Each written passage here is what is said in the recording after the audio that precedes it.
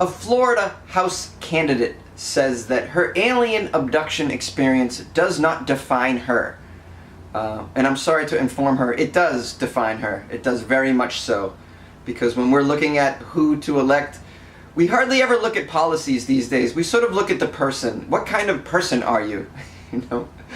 We sort of ignore I don't even know. When they're up there debating policies, I know a few things, like healthcare, okay, I kind of understand that. But then there's all this other stuff. I have no idea. And I'm kind of an educated person, sort of. I sort of just judge the character, mostly. Which is why I didn't vote for our current president. You could tell by his character that he just wasn't, you know, somebody that, in my opinion, was a good person. So when someone's, you know, talking about their personal background and alien abduction comes into the equation, I say to myself, well, I don't know if that person should be in charge of a lot of things. Look, I'm not trying to downplay you alien abduction people. I'm just saying, you know, I don't want my leaders to, you know, to be saying those kinds of things. It makes me a little uncomfortable, that's all. Let's get into it though. U.S. House candidate Bettina Rodriguez Aguilera has a long list of accomplishments to bolster her campaign in Florida. Well, that's cool. All right, now I'm thinking maybe a little bit differently about her. She's done a lot of good things. Okay, let's see. Let's get into it. Maybe this will change my mind.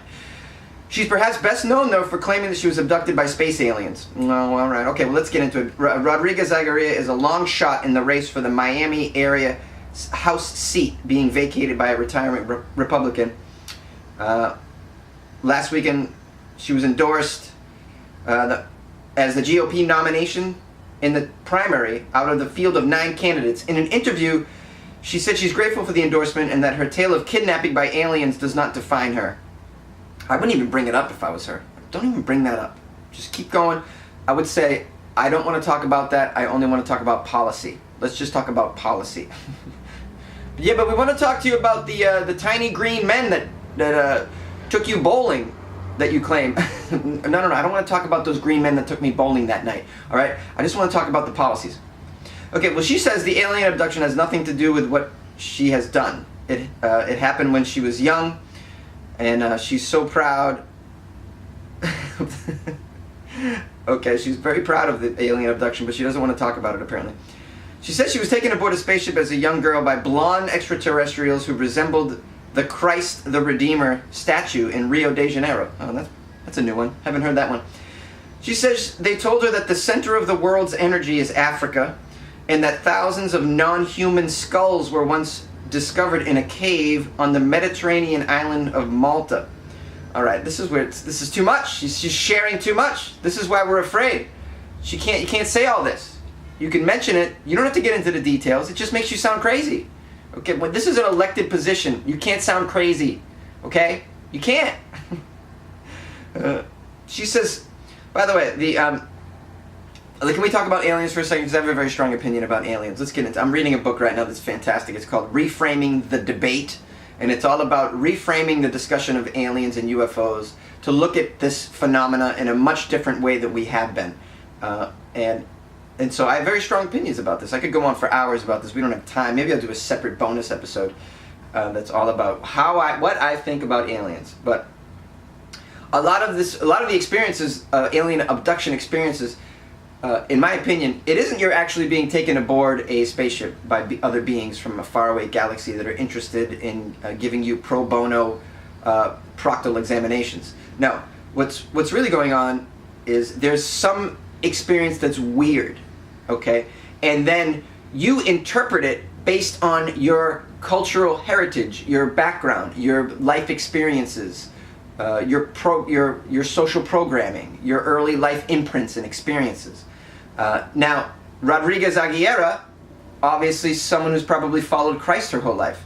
She had an experience, call it abduction, whatever you want to call it. She then laid over her own personal sort of filter onto it, and that's why she came up with these extraterrestrials that resembled Christ the Redeemer, like that statue in Rio de Janeiro. I'm assuming Rodriguez Aguilera, probably raised as a Christian, Catholic, however you want to.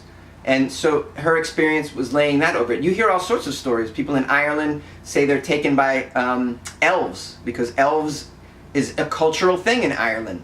elves and fairies. They've been, you know, you hear stories about that, you know, going back hundreds of years. So you lay over your own experience, your own filter onto what is really a phenomenon that we don't understand. We do not know what's going on. Okay, so to jump and say that it's this or that, in my opinion, it's too much. It's too much. It's an experience that still needs to be studied, and there is no definitive answer on this. And so I do not subscribe to the little men from a faraway place are coming to, you know, put me in a spaceship interpretation of it. I think there are multiple interpretations of it, and I don't know what's going on, but I do, in the end, want to know more about it, and therefore I really wish I would be abducted by aliens, quote unquote aliens. I want to have this experience, whatever this is, and then see what happens. That's just. But back to the Rodriguez Aguilera. You know, she's an unusual candidate, obviously. You know, how do you handle somebody like this? You know, the thing about politics in the U.S. is anybody can kind of throw their hat in the ring. You know, I don't know if you heard some of the prank calls that I made to the people that were running for governor out here in California, but there's some weirdos out there, man, and they just throw their hat in the ring. You can be an alien abductee, you could be a dungeon master, it doesn't matter. You could be one of these people who has a horse fetish and just run for office, and no one stops you. No one, and that's, I don't know if that's a good thing or a bad thing. Certainly for Weird AF News, it's a good thing because it gets me stories, and I'm sorry this segment was so damn long, but you know how it is.